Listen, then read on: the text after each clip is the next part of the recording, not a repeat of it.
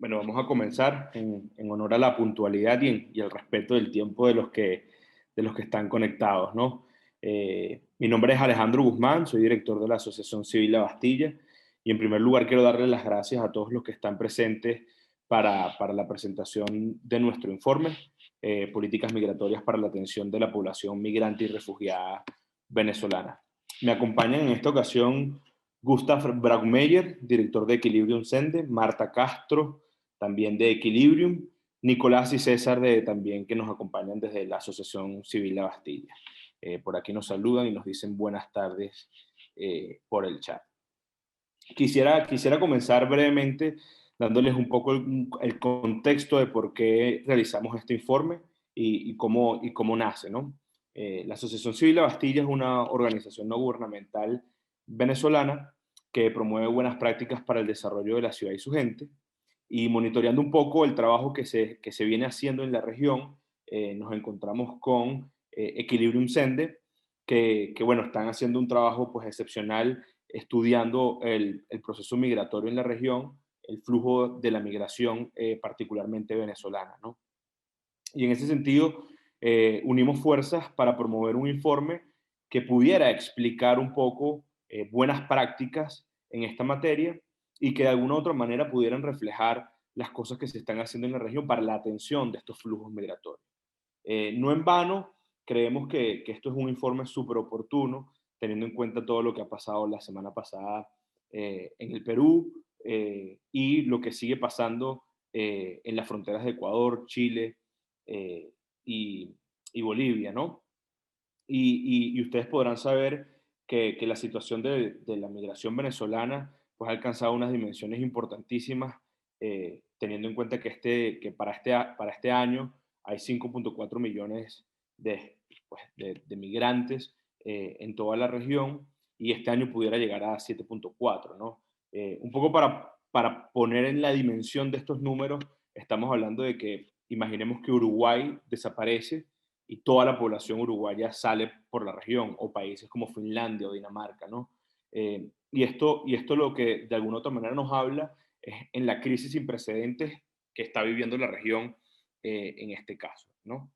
Eh, yo creo que en este informe, que además contempla el estudio de 6 buenas prácticas en la región y además termina con un artículo reflexivo de la mano de Gustav, eh, pues nos permitirá a nosotros poder identificar cosas buenas, pero además áreas de mejoras en esta situación bueno, pues involucra no solo en términos de políticas públicas, sino también pues llamados como que de atención a los países de entrada y obviamente el país de origen de que está viviendo toda esta situación, que obviamente es Venezuela, ¿no? Sin ánimos de extenderme más, yo quisiera dar la palabra a Marta, que va a conversar brevemente sobre las 3 primeras políticas que contempla este informe, para posteriormente darle la palabra a César y a Nico, terminar con Gustav y, por supuesto, dedicarle la mayor cantidad de tiempo posible a sus preguntas e inquietudes. Todo tuyo, Marta. Bueno, muchas gracias Alejandro y gracias a todo el equipo de La Bastilla, Nicolás, César, por todo el trabajo. La verdad que después de todo el esfuerzo creo que el resultado final ha quedado bastante cool y ha sido un buen ejemplo de por qué debemos articular esfuerzos entre las organizaciones que estamos investigando el tema del desplazamiento desde Venezuela, ¿no? El primer proyecto, la primera política pública que voy a presentar se llama Emprende Seguro, Segura. Es una iniciativa conjunta de la Organización Internacional del Trabajo y la Cooperación de Gobierno de Estados Unidos, USAID, que también involucra a el gobierno de Perú, ¿no? Diferentes instituciones como Migraciones, el Ministerio de Trabajo y la Municipalidad de Lima Metropolitana. Esta iniciativa surge en un contexto de pandemia para contribuir a recuperar el tejido empresarial, ¿no? Y mejorar los medios de vida de emprendedores, tanto peruanos como venezolanos. Sabemos que la pandemia ha profundizado las condiciones de vida de la población venezolana, que ya eran precarias, ¿no? Antes del COVID. em, pero ha tenido un impacto desproporcionado, ¿no? La pandemia sobre las condiciones de vida de la población venezolana y también de pequeños emprendedores peruanos. Entonces este proyecto surge como un proyecto piloto en Lima Norte y tiene dos etapas. La primera es ofrecer cursos de formación para fortalecer las habilidades emprendedoras de las personas que sean seleccionadas. También se otorga un capital semilla, que es alrededor de unos $600 por emprendimiento, y se asesora también a pequeños emprendedores en temas de planes de negocios y marketing, ¿no? La segunda fase ofrece acceder a un fondo para microcréditos para que puedan escalar sus negocios después de la pandemia. También busca implementar asistencia en cuanto a protocolos de bioseguridad en el marco del COVID y apoyo emocional y fortalecimiento de habilidades blandas, que esto creo que es muy importante en un contexto donde hay una situación alta de estrés laboral, ¿no? Además, también plantea que aquellos emprendedores que están en situación de extrema vulnerabilidad puedan recibir un bono independiente para los gastos familiares. En cuanto al impacto y a los beneficios de esta iniciativa, como dije, es un proyecto piloto, se implementó desde octubre de 2020, así que todavía está en fase de implementación, pero hasta el momento se habrían beneficiado 600 emprendedores de nacionalidad peruana y venezolana.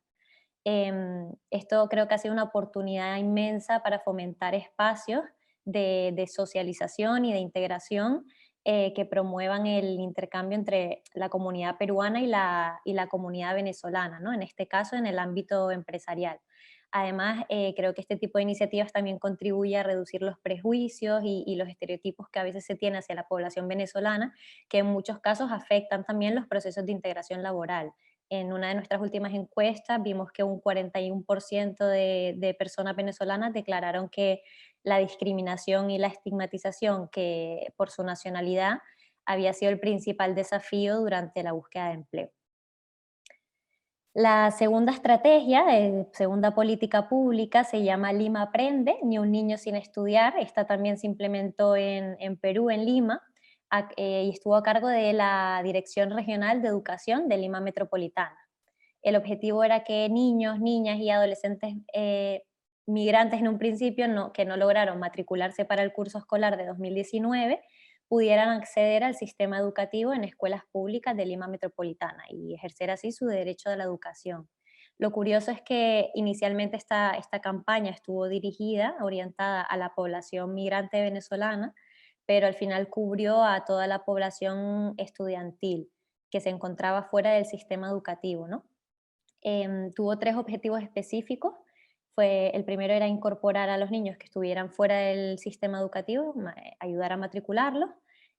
Para ello se inició un nuevo año escolar y se reajustó el calendario para que las clases comenzaran, en vez de marzo como suelen comenzar, empezaran en junio de 2019. Otro objetivo de la estrategia fue hacer que las escuelas fuesen espacios más inclusivos y libres de cualquier tipo de discriminación. Los resultados de esta estrategia de Lima Aprende em, fueron bastante buenos en cuanto a que lograron ofrecer 10.000 vacantes en un total de 113 colegios, pero finalmente solo cubrió a cerca de 6.000 niños y niñas del total de vacantes ofrecidas, de las cuales más de la mitad fueron asignadas a estudiantes de nacionalidad peruana, lo cual significa que al final esta estrategia, que en un inicio estuvo orientada a población migrante, logró beneficiar a toda la comunidad, ¿no? Para 2020 también se volvieron a ofertar más de 16.000 vacantes y cada vez más escuelas se incorporaron a este programa, ¿no? La incorporación de los centros educativos en Lima al final se hace de manera voluntaria y lograron aumentar a un total de 294 colegios. Sin embargo, el COVID claramente ha tenido un impacto, se han suspendido las clases escolares y la estrategia sufrió un importante recorte presupuestal, ¿no? También se suspendieron los procesos de contratación de docentes que iban específicamente para esta estrategia. Por último, señalar que este programa tuvo tanto éxito que logró ganar el premio de buenas prácticas en gestión pública de 2020 y que se está considerando continuar con ella después del COVID. La última política pública lleva por nombre Plan Regional de Respuesta para Refugiados y Migrantes. Esto surge, esta estrategia es conjunta, ¿no? Es un plan conjunto entre la Organización Internacional para las Migraciones y la Agencia de la ONU para los Refugiados, ¿no? Que busca servir como una herramienta, como un canal de coordinación y de recaudación de fondos para prestar ayuda no solo a la población refugiada e inmigrante proveniente de Venezuela, sino también a los países que la acogen. El plan se presentó por primera vez en 2018 durante el proceso de Quito, que es un proceso de articulación entre varios países de la región de América Latina y Caribe, en el que sí participan la mayoría y bueno, ha sido actualizado anualmente, ¿no? Hasta la fecha. El plan al final es un resultado de discusiones, de debates, de consultas en las que participan gobiernos de los países receptores, la sociedad civil, donantes, la comunidad local y también asociaciones de venezolanos refugiados e inmigrantes. ¿Qué busca este plan? Por un lado, establece unas metas, ¿no?, nacionales y regionales que diferencia por sectores clave, que incluyen protección, nutrición, alojamiento, seguridad alimentaria, educación y salud, entre otros, ¿no? También pretende apoyar de manera directa a las comunidades receptoras en temas de soporte técnico, soporte logístico y ayuda a conseguir financiamiento de la comunidad internacional para que las comunidades de acogida puedan complementar sus recursos nacionales dirigidos, o sea, se pueda complementar los recursos nacionales que están dirigidos a atender a la población proveniente de Venezuela. Por otro lado, también se busca atender a la gran cantidad de venezolanos que se encuentran residiendo en estos países, especialmente a los que se encuentran en condición de vulnerabilidad. El objetivo para este año era atender a más de 7 millones de venezolanos y residentes de comunidades de acogida, según la última actualización que se hizo del plan en mayo de 2020, ¿no?, para responder a las nuevas necesidades derivadas del COVID. Hasta el momento el plan ha conseguido que se unan 12 países de la región y que haya 151 socios de respuesta a nivel regional y nacional. Además, creo que uno de los logros principales ha sido la creación de esta plataforma R4V, una plataforma regional de coordinación interagencial que también sirve como plataforma de información y de datos actualizados. Ahí se puede ver cuánto financiamiento se está destinando al plan, quién lo destina y para qué sectores se destina, ¿no? Em, este plan actualmente requiere una inversión de 1.500 millones de dólares para responder de una manera efectiva, pero creo que hasta el momento solo se ha conseguido la mitad, ¿no? Bueno, ya como conclusión, no me quiero extender mucho, decir que estos tres planes, estas tres políticas tienen en común que el foco no solo está en la población refugiada e inmigrante que sale de Venezuela, sino también en las comunidades receptoras. Esto nos muestra que al final la migración venezolana también ha servido para identificar o visibilizar brechas que ya existían antes de la llegada de los venezolanos y como por ejemplo el tema de la educación básica con el caso de Lima Metropolitana, y que este tipo de políticas que sean una oportunidad también para cerrar estas brechas, ¿no? Además están basadas en un enfoque de comunidad y fomentan que las comunidades de acogida sean también partícipes y protagonistas de los procesos de integración de la población refugiada e inmigrante de Venezuela, la cual al final tiene una vocación de permanencia en estos países de la región. Así que nada, yo lo voy a dejar por ahí, Alejandro, y que sigan Nicolás y César. Muchas gracias, Marta. Nico, César, todo suyo. Vale, bueno, siguiendo la línea de lo que mencionaba Marta, justamente las políticas que nosotros hemos trabajado en este informe no solamente se abocan a entender cuáles son las condiciones de los migrantes y refugiados venezolanos, sino también entender cuáles son las condiciones de los países que los acogen. De esta manera, doy paso a la primera política pública que vamos a trabajar por lo menos en esta sección, y la primera es el permiso especial de permanencia. Es una política pública aplicada en Colombia hace ya casi 5 años. Empieza en el 2017 y surge como una necesidad en vista de el aumento de personas que pasaban a través de la frontera rumbo a Colombia por, bueno, la situación política y económica que estaba sucediendo aquí en Venezuela. Entonces, bueno, básicamente para dar luces al respecto de la importancia de esta política pública, en Colombia alberga 1,6 millones de venezolanos, de los cuales 6 de cada 10 no cuenta con un sistema regular, legal, que lo pueda amparar. De esta manera, miles de venezolanos están desprovistos de la atención estatal que se le puede ofrecer. De igual forma, este PEP ha sido renovado, ha tenido aproximadamente 11 fases. La última fue en el 2020, en pleno apogeo de la pandemia, entendiendo que, bueno, que efectivamente el Estado colombiano tiene un serio compromiso con el pueblo venezolano y con las personas que, bueno, que han tenido que huir forzosamente de Venezuela, ¿no? Entonces, bueno, en este sentido es importante ver también cuáles son los beneficios que da el PEP. El PEP no es un sustituto del pasaporte, funcionaría más como una especie de cédula de extranjería, en donde los venezolanos, siguiendo una serie de requisitos, como por lo menos no tener antecedentes penales o no haber sido expulsado de Colombia, pueden contar con este documento que les permite acceder a salud pública, que les permite trabajar legalmente y así, bueno, ellos también salvaguardarse de entornos laborales que puedan derivar en explotación, que, a ver, yo creo que dentro de la región puede ser uno de los puntos transversales a lo largo de todo este tipo, a lo largo de todas estas políticas. El eco de esta política también se ha visto vinculado a las recomendaciones que ha dado ACNUR y la Organización de Migrantes Internacionales. Es decir, esto es una política que ha marcado un precedente y que es reconocida internacionalmente y que probablemente se vaya a prolongar. César ahorita les contará la siguiente. Muchísimas gracias.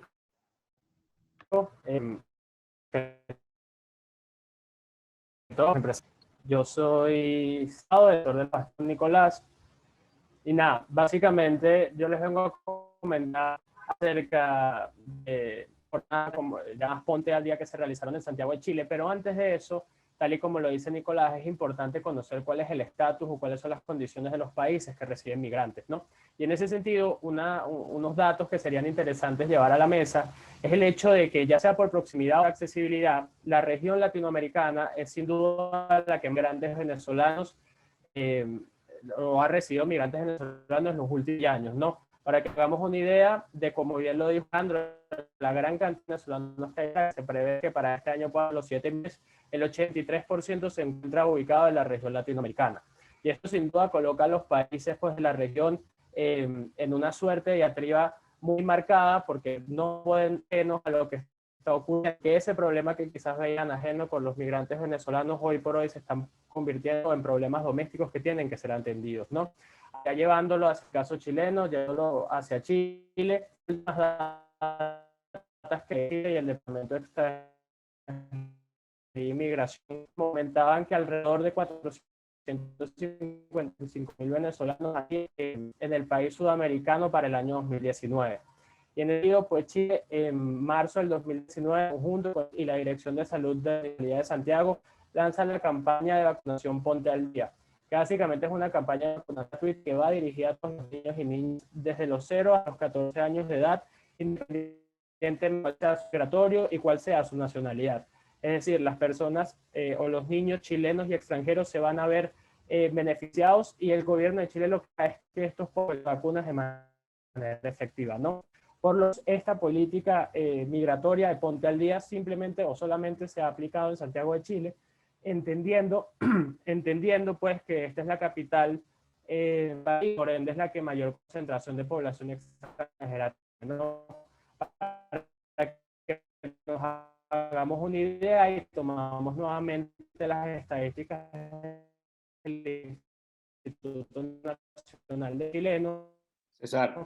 Para el año 9, que ciudadanos residían en la región metropolitana de Santiago, y el chileno puso a disposición todas las vacunas y productos biológicos de su Programa Nacional de Inmunizaciones, y en ese sentido logró vacunas enteramente gratis y cubrir los estándares básicos de salud que deberían tener los niños en países con sistemas de salud público para estas necesidades. Y en ese sentido, pues se cubrió el IPV, que fue antipítica para los 2 meses, la de 4 a 6 meses, el pentavalente y el neumococo para menores de 1 año, el virus para niños de 8 meses de edad, el sarampión, la papera y la rubiola, y la difteria, y tetano. Entonces, como ella de vacunación cubre los estándares de salud pedido mundial, y esta cartilla de vacunación también tiene algo interesante, que es posible esta cartilla ser homologada en otros países, no solo de la región, sino también del mundo.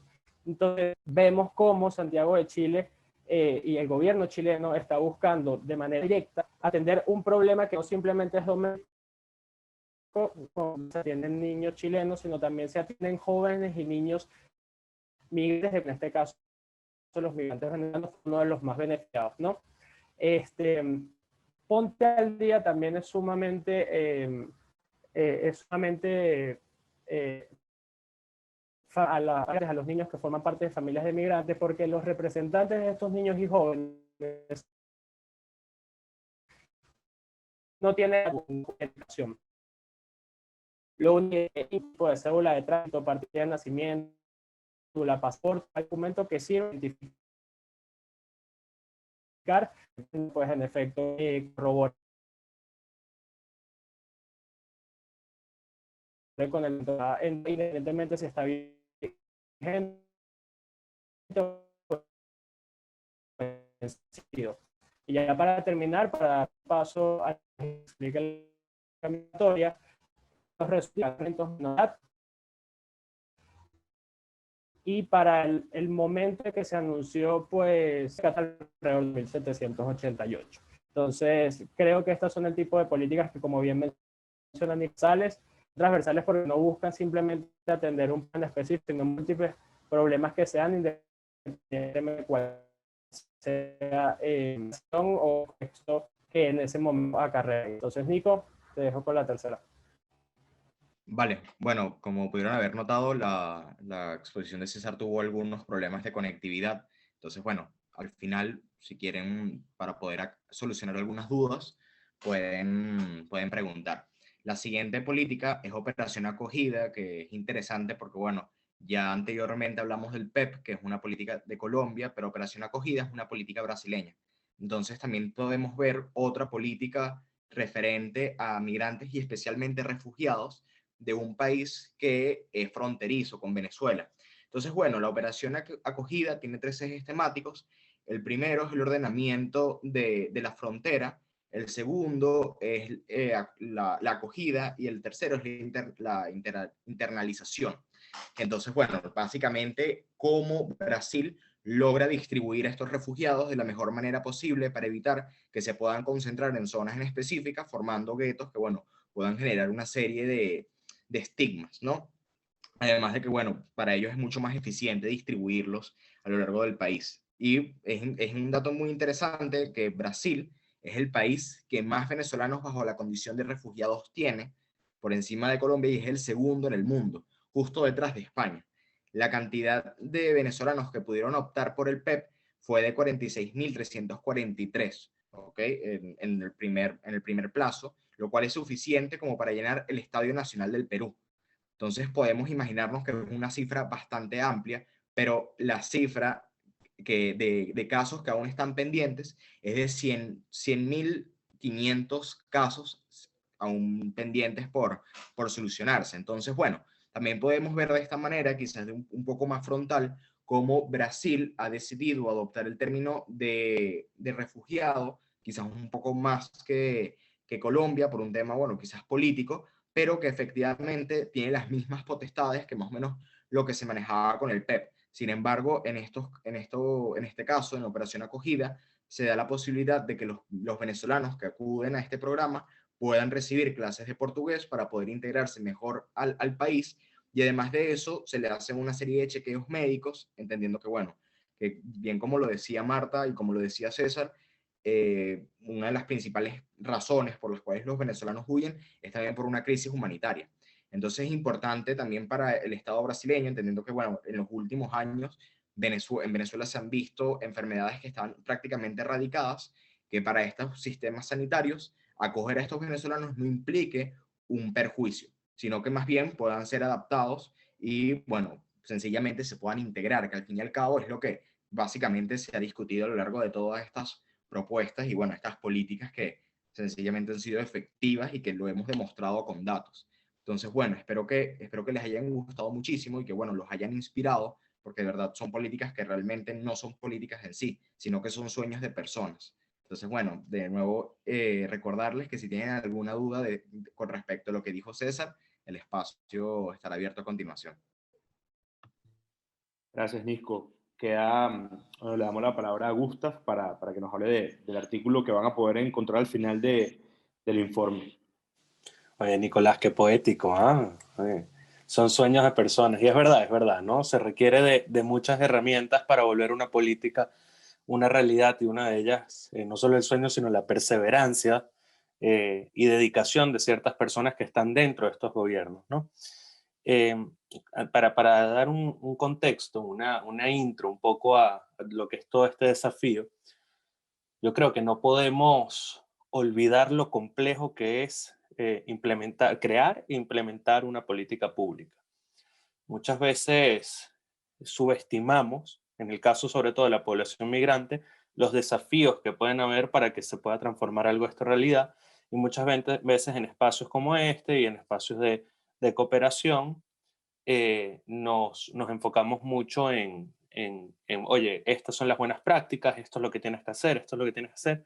Se nos olvida que hay un factor fundamental en lograr que estas cosas se puedan volver realidad, y es que hay un juego político detrás de esto, ¿no? Hay un juego político complejo que hemos visto que ha venido cambiando. Si ven, por ejemplo, políticas como el PEP, como el PTP, que también se implementó en Perú, que es muy similar al PEP en Colombia, son políticas que empezaron hace 4 o 5 años con unas iniciativas espectaculares que buscaban una integración, pero que tenían una visión a corto plazo, ¿no?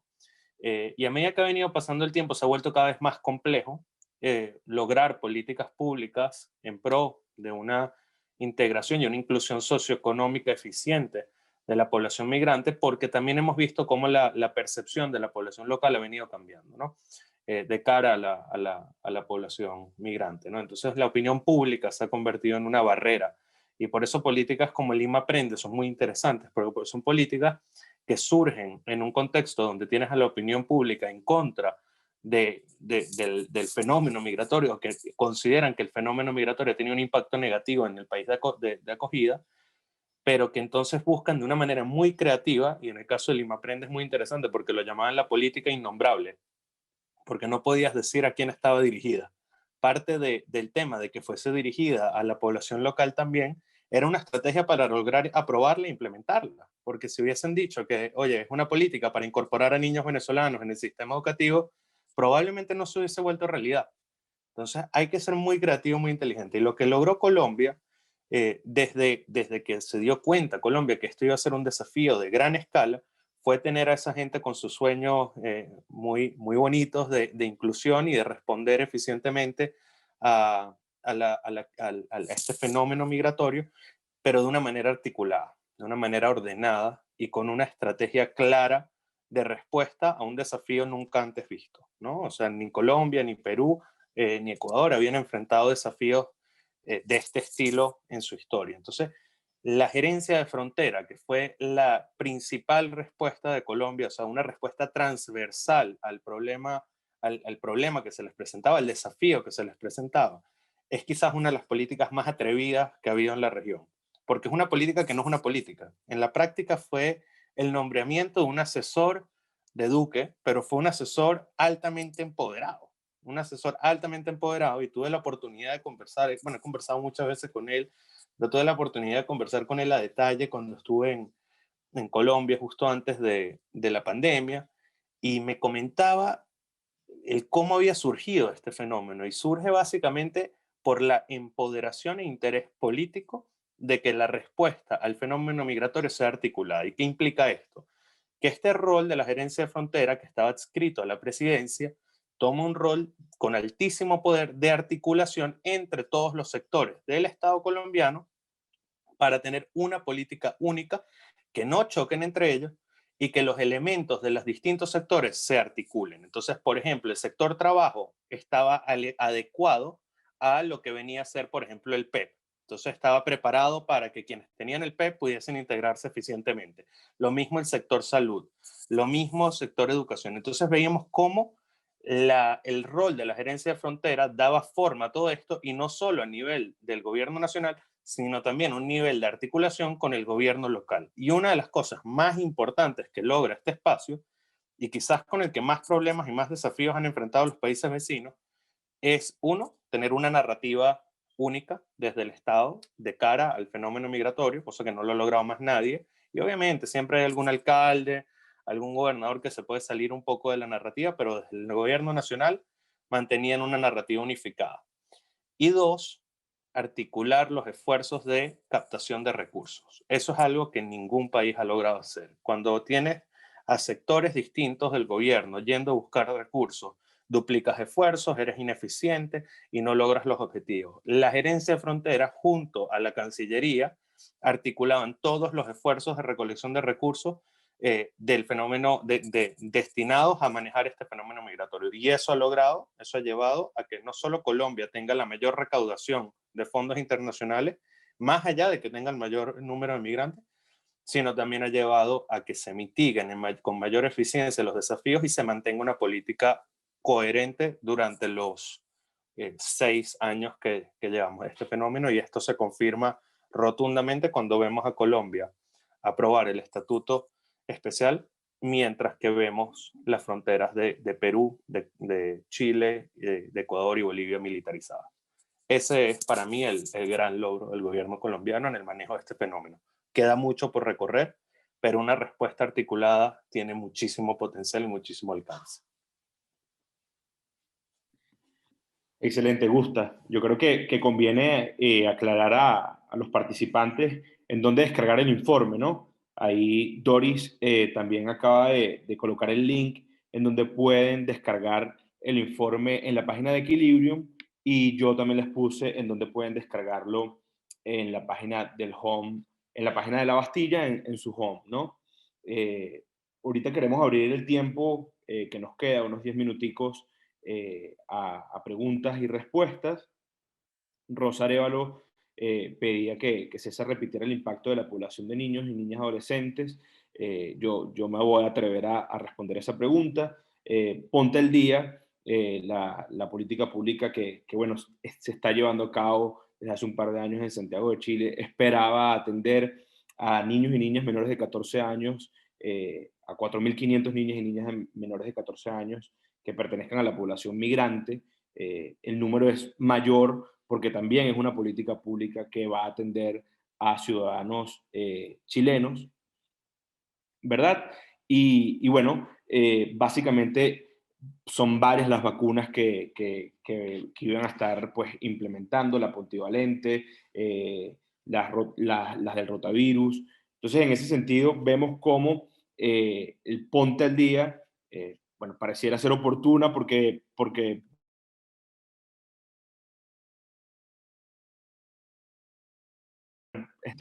y esto de alguna otra manera deja pues en evidencia que Santiago de Chile está pensando en los más pequeños de cara a la vacunación, ¿no?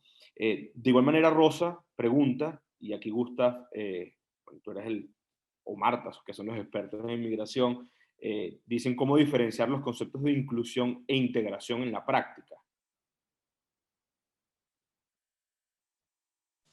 Una pregunta muy teórica. Ahí hay alguien que está tomando algún curso, ahí hay un politólogo, alguien por ahí, ¿no?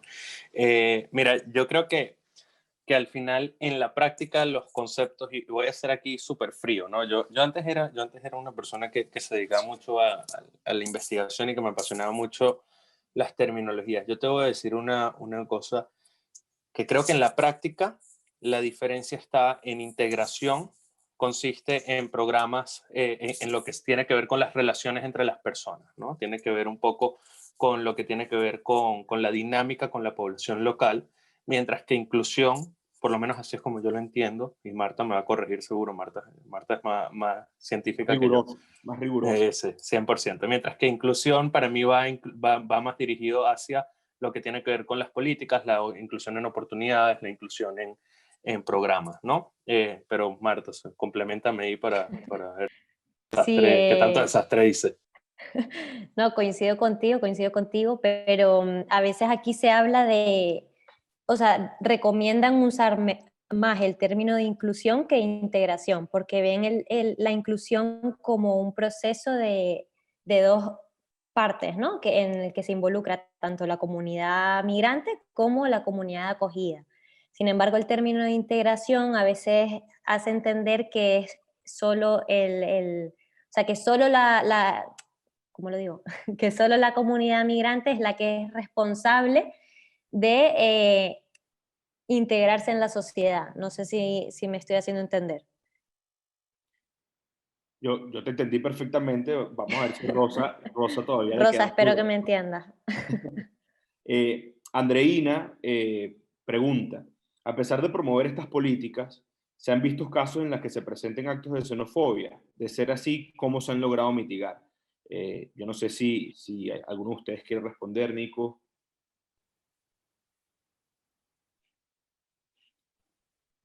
Creo que sería bueno que César pudiese responder para darle, no sé si su conexión mejoró. Ha estado súper entrecortada. Pido disculpas si pudieran repetir la pregunta, porque se me cortó en ese momento.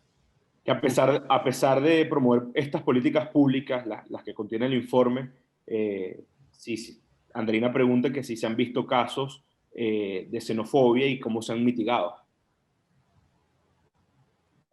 En el caso chileno, en el caso de... En general, en general. Bueno, yo creo que al final los países de acogida o los países que reciben migrantes tienen que promover una cultura institucional muy importante al momento de hacerle frente a los casos de xenofobia que ocurren, ¿no? Al final, xenofobia es algo que no se puede aceptar muchas veces, y como lo vimos hace algunas semanas, tristemente y lamentablemente, llegan a ser, a materializarse en actos de ilegalidad o en actos penales, y en ese sentido los países pues, que reciben migrantes necesitan promover una cultura de institucionalidad, sobre todo direccionada hacia el trato hacia los migrantes, hacia la inclusión, hacia la inclusión de los migrantes. Yo creo que los países que han realizado pues, ese trabajo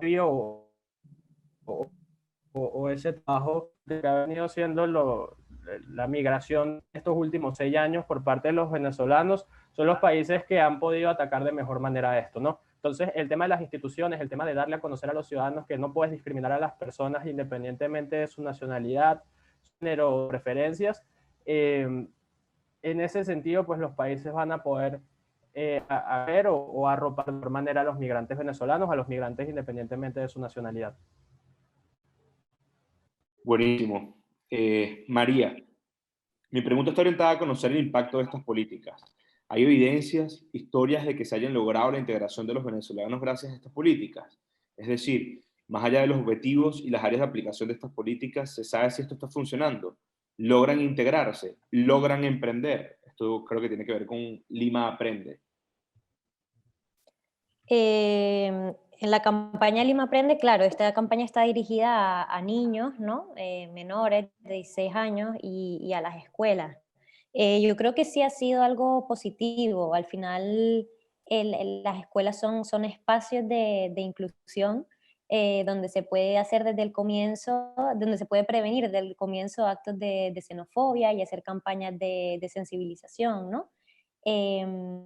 También creo que ahí María preguntó sobre si logran emprender. Ahí quizás Gustav pueda comentar un poco más al respecto, pero me parece que esta estrategia, por ejemplo, de Emprende Seguro, también quita esas percepciones que a veces tiene la población peruana sobre la población venezolana y hace que se vean como iguales, ¿no? En el ámbito empresarial, y que vean el gran potencial que tiene la migración venezolana para ellos, ¿no? Y para la generación de empleos también. Mira, yo creo que para responder la pregunta a nivel general, parcialmente es la respuesta, ¿no? O sea, funcionan estas políticas parcialmente. Son políticas, en este caso, que están enfocadas en los casos de éxito. Estamos centrándonos en políticas que consideramos han tenido un impacto positivo principalmente en el entorno en el que al que han estado dirigidas. En la mayoría de los casos son políticas puntuales, no son políticas transversales de regularización, por ejemplo. Entonces, sí, han tenido un impacto positivo. Ahora, no se ha logrado una integración exitosa o una inclusión exitosa Ahí se confesó Rosa que efectivamente es politóloga y está haciendo su maestría. No se ha logrado una inclusión exitosa a nivel transversal, y el COVID no ha ayudado. El COVID ha impedido mucho este proceso. Entonces, en el caso de emprendimiento, por ejemplo, vemos que, de hecho, como respuesta al COVID también, según nuestras últimas encuestas, buena parte de la población migrante en la región ha optado por el trabajo independiente como mecanismo de ingreso, y sí vemos un alcance transversal, no solo del programa, de los programas impulsados por el gobierno, sino vemos un alcance transversal de programas impulsados por la cooperación, y vemos un alcance transversal de programas impulsados por las ONGs que buscan generar herramientas en estos trabajadores independientes o pequeños emprendedores para poder subsistir de este ingreso. Y eso a la vez rompe también nuevamente barreras sociales que se generan con la población local. Algo que a mí me impactó mucho de un estudio que estamos haciendo recientemente es que tanto los migrantes perciben que las diferencias culturales con la población local son muy altas, que dicen nos diferenciamos más de lo que nos parecemos, y lo mismo dice la población local. Entonces, evidentemente, más allá de políticas puntuales, hay un desafío mucho más grande a nivel de la narrativa que se promueve respecto a la migración. Eso, hay una responsabilidad muy grande de los medios, una responsabilidad muy grande de ciertos actores políticos, y ahí hace falta un esfuerzo mucho más grande de romper estereotipos. Entonces, creo que la pandemia dificulta estas cosas porque limita la interacción entre las personas, y por ende no podemos concentrarnos en este tipo de cosas que tenemos en común, sino que resalta lo negativo. Entonces, yo creo que queda muchísimo por hacer, pero creo que estas políticas son casos de éxito que han tenido no solo un impacto sólido en los casos específicos que han buscado intervenir, sino que también han contribuido a superar algunos de los muchos desafíos que se enfrentan para la inclusión de los migrantes en los países receptores. Sí. José Eduardo pregunta que si sería viable proponer una política. Te me cortaste, Alejandro. Para ver, ¿Aló? aquí Ajá, ahora volviste. ¿Me escuchan? Sí. Sí. Perfecto. Bueno, José Eduardo pregunta que si nosotros vemos viable una política de protección complementaria como la europea en la región latinoamericana como solución a la diáspora venezolana, ¿no? Yo creo que esta pregunta tiene se responde en dos aristas, ¿no? Una arista política y una arista jurídica, ¿no? Para ello tenemos que recordar la naturaleza de Europa, ¿no? Y de la Comunidad Europea y las políticas que ellos toman. La Comunidad Europea viene actuando como conjunto de países casi, bueno, desde 1951 con la creación de la Comunidad del Carbón y del Acero. Y posteriormente eso fue desarrollándose hasta ver la firma del Tratado de Maastricht en los 90 y hoy conocer a la Unión Europea tal y como lo tenemos. Por lo tanto, que Europa actúe en bloque, pues es muy normal para nosotros actualmente. Pero tener un paralelismo en Latinoamérica que nos permita encontrar una solución de este tipo a través de una política de protección complementaria, yo lo veo muy, muy complicado. La diversidad política en la región y la inestabilidad política en la región, en donde los países se alinean y se desalinean conforme van cambiando las administraciones, hace que esto sea muy complejo de lograr. Pero desde el punto de vista migratorio, yo creo que la solución al tema de la diáspora tiene que ver con, como lo hemos dicho desde el principio de esta exposición, con la actitud o las políticas que asumen los países de acogida, pero también con el país de origen, en donde, bueno, obviamente nace toda esta problemática, ¿no? que es la crisis humanitaria en Venezuela. Yo creo que ahí la comunidad internacional ha hecho bastante hincapié sobre lo que debe suceder dentro de nuestras fronteras para que la cuestión mejore fuera de nuestras fronteras, ¿no? Entonces, yo creo que con esto respondo la pregunta y en conclusión, yo creo que no, pero si hay alguno de ustedes que difiere de mi interpretación, pues la idea de este espacio es ese, ¿no? Yo tengo, o sea, en cuanto a lo de la protección complementaria, el caso de Colombia, con este nuevo estatuto de protección, es un caso, o sea, es protección complementaria lo que está haciendo Colombia ahora mismo, para un poco superar estos desafíos que tiene el sistema de refugio en la región de América Latina y Caribe, ¿no? Al final, como bien dijo Alejandro, creo que el tema de la regularización, no regularización migratoria, pero el tema del refugio y del reconocer a los venezolanos como refugiados tiene un carácter un poco más político, y que también los sistemas de refugio aquí no tienen, no tienen la capacidad técnica, la capacidad institucional, tienen mucha falta de recursos en general, entonces no logran atender la cantidad de solicitudes que llegan desde Venezuela, ¿no? Entonces, como para superar este desafío, Colombia ha decidido hacer este nuevo estatuto, que es como un régimen complementario al de protección internacional. Entonces, bueno, Colombia lo ha hecho, eso ya es como un ejemplo histórico que quizás pueda llevar a que otros países de la región lo implementen, ¿no? Sí, lastimosamente lo vamos a ver en un proceso de este estilo. Si vamos a llegar a una articulación regional, va a ser de este estilo, Muy forzada individualizada. claro, forzada por decisiones que toman algunos Correcto. países, que de hecho, bueno, derivan en buenas prácticas. De hecho, también lo hemos visto de la manera contraria. O sea, en el momento que se impuso la primera visa, vimos una respuesta articulada por muchos países de la región para imponer visas a la población migrante, ¿no? Entonces, lastimosamente lo vamos a hacer a ver de esa manera, y lastimosamente yo estoy convencido que no vamos a encontrar una respuesta lo suficientemente eficiente hasta que no sea una respuesta regional, porque esto se ha vuelto un desafío regional. Que era un poco lo que preguntaba José Eduardo. Obviamente Mm. Colombia lo ha hecho de manera individualizada, pero desde el punto de vista regional y mancomunado es ahí donde está el obstáculo, ¿no? Mm. Bueno, muchachos, yo creo que 6:50, en aras de finalizar a tiempo, no sé si alguien tiene más preguntas. Andreina pone otras cosas. ¿Cómo calificamos el evento de la deportación de venezolanos en Chile? Eh, ¿Cómo lo Como calificamos? negativo. Negativo. Muy negativo. Como Como- populismo, la verdad, pero mm. no sé, es una medida populista, esa es la verdad, porque realmente ahí no ha habido un debido proceso, y realmente estamos viendo Ujú. que no es una respuesta que solucione ningún tipo de desafío que está enfrentando Chile producto de la migración, porque no representa ningún volumen. Entonces, definitivamente, a nuestro parecer, por lo menos creo que como Sende lo vemos como una política populista. Nosotros coincidimos. Mm. Pero bueno, yo creo que no habiendo más preguntas, damos por finalizado este encuentro, no sin antes obviamente agradecer a todos los que asistieron y bueno, también agradecer el trabajo mancomunado que hemos hecho con Equilibrium. Ujú. Ha sido un placer para nosotros trabajar junto a ustedes este tema, esperando que sea la primera de muchas, ¿no? Igualmente, igualmente. Gracias a Ujú. todos por acompañarnos. Gracias a todos. Buenas Ahí noches.